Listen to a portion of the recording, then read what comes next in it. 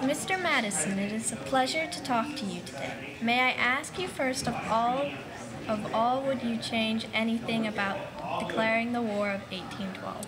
Well, I still believe that it was important. We needed to show England that they can't keep attacking and seizing our trade ships. We are a free nation, therefore it doesn't seem right for them to do that. I do, however, know that it may not have been the wisest thing in the world. People in Congress who call themselves the war hawks, I believe, pushed me into agreeing to sign the declaration of war. But it wasn't a war, I believe. It was a war, I believe, worth fighting. Sounds like you have split feelings about declaring that war. Well, anyways, more about the war. What was it like evacuating the capital when the British were invading?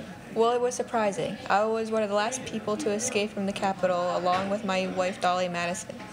Most of the officials and congressmen already fled as soon as they heard the news. Anyways, from what I heard, British officers dined in the White House while his soldiers were so excited, started to burn the Capitol. When I returned the next day, I came back to a charred Capitol. Would there be anything you would change if you could redo your time as president? Well, I think going to war with England, I wouldn't want to lead the United States into war again, especially with it being a three-way war. England was fighting with France and the United States. I believe at the time it was necessary, but there could have been another way to fix the trading problem without engaging war. You make a good point, Mr. President. Now, would you become president again if you had the chance?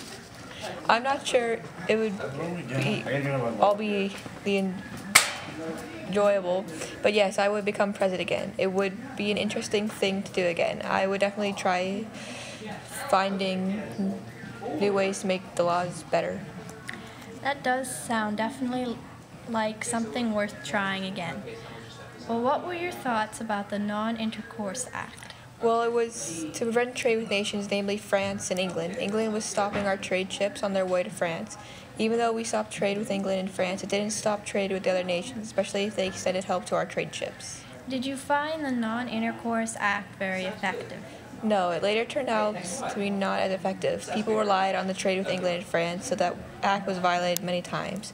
To replace that, we created the Malcolm's Bill No. 2. Now, what is the Malcolm's Bill No. 2? Malcolm's Bill No. 2 was to begin trade with France and England as long as they respected the rights of our trade. It was favored more, and France agreed to the bill, however England didn't.